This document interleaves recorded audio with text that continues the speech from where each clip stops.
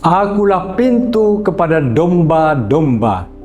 Saudara-saudari terkasih dalam Tuhan kita Yesus Kristus, selamat berjumpa kembali.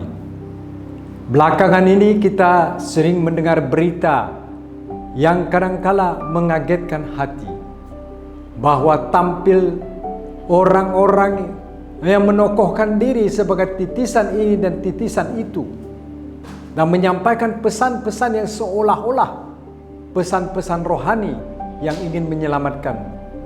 Ternyata pesan-pesan dan berita-berita macam begitu menimbulkan peristiwa yang menyedihkan. Misal, ada pengikut sekte tertentu yang harus meninggal dengan cara yang tidak normal. Bukan dalam jumlah kecil, dalam jumlah besar juga mereka menempuh cara hidup macam begitu. Ini benar menyedihkan. Benarkah apa yang mereka sampaikan itu sesuai dengan kehendak Tuhan? Atau itu hanya sebuah ilusi dari keinginan pribadi mereka? Kita sebagai orang yang percaya pada Yesus Kristus sangat beruntung. Apa untungnya? Karena firman Tuhan pada minggu keempat ini, setelah Paskah, Minggu Gembala Baik, kita diberikan pesan dari sabda Tuhan yang luar biasa, yaitu dari Injil Yohanes bab 10 ayat 1 sampai dengan 10. Saudara-saudari terkasih dalam Tuhan Yesus Kristus, untuk dapat menyelami lebih jauh Injil Yohanes bab 10 ayat 1 dengan sampai dengan 10, maka kita perlu melihat sejenak Injil Yohanes bab 9. Karena pesan yang Yesus sampaikan dan tertera dalam Injil Yohanes bab 10 itu merupakan kelanjutan dari bab 9 Injil Yohanes.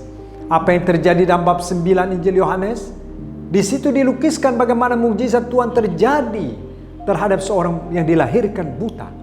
Dan pada waktu itulah Yesus menunjukkan dirinya sebagai penyelamat, sebagai sang cahaya yang membawa terang bagi mereka yang mengalami kebutaan itu. Tetapi peristiwa yang Yesus lakukan itu mendapat kritik dari orang Farisi yang pada waktu itu mendengarkan peristiwa demikian.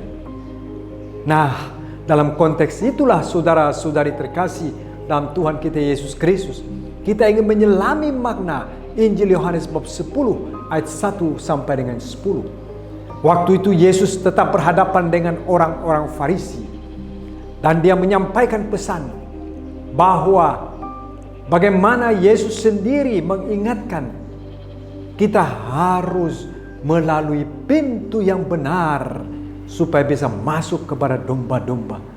Dan Injil Yohanes bab 10 ayat 1 sampai dengan 5 bicara tentang sang gembala. Sementara itu ayat 6 sampai dengan 10 bicara tentang sang pintu. Gembala yang bagaimana? Gembala yang mengenal domba-dombanya. Gembala yang suaranya, gembala yang siulannya dikenal oleh domba-dombanya. Dan hanya dengan gembala inilah domba-domba itu mendekatkan diri. Dan hanya dengan gembala inilah domba-domba itu mengikuti jejak sang gembala.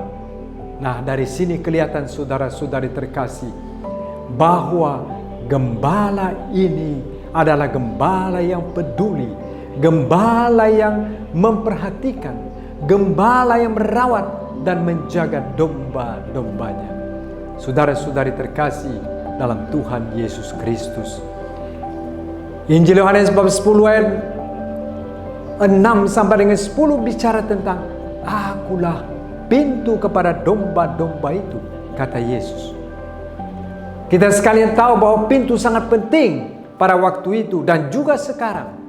Dan pintu pada waktu itu terbuat dari kayu-kayu yang warnanya abu-abu dan kadangkala sudah mulai lapuh di situ. Tetapi punya peran fungsi yang penting. Sekurang-kurangnya ada dua fungsi penting dari pintu itu sendiri. Pertama, pintu bisa menjadi jalan masuk untuk berjumpa dengan domba-domba. Dan yang kedua, pintu itu merupakan alat yang bisa melindungi, bisa menjaga kawanan domba sehingga terluput dari serangan hal-hal yang merugikan mereka. Nah, disinilah kita lihat saudara-saudara terkasih, bahwa selain sebagai gembala, Yesus juga sebagai pintu. Pintu untuk kita sangat penting dalam hidup sehari-hari. Saudara-saudari terkasih, kalau tidak ada pintu, kita tidak bisa masuk kepada domba-domba yang ada. Dan dalam firman ini Yesus mengingatkan supaya kita menjadi gembala. Gembala yang bagaimana? Gembala sejati, gembala yang sesungguhnya, gembala yang bukan seolah-olah gembala, tetapi gembala yang memperhatikan domba-domba, gembala yang peduli dengan domba-dombanya. Saudara-saudari terkasih dalam Tuhan Yesus Kristus, kita sekalian tahu bahwa tidak semua orang yang dekat dengan domba-domba itu adalah mereka mencari gembala yang baik. Ada juga gembala yang dianggap tidak atau kurang baik. Mereka seolah-olah sebagai gembala, tetapi sebenarnya bukan. Mereka kadang-kadang menerkam dombanya. Mereka juga tidak memelihara dan merawat domba-dombanya, tetapi mereka biarkan domba-domba itu bepergian kemana saja. Tetapi Yesus hari ini datang sebagai gembala bagi kita. Dia juga menjadi pintu bagi kita sekalian untuk masuk ke dalam gembala-gembala, kepada domba-domba itu sendiri.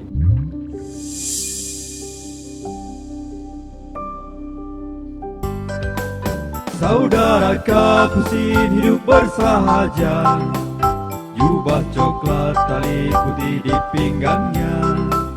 Saudara Kapusin tebar sukacita, menjadi saudara bagi semuanya.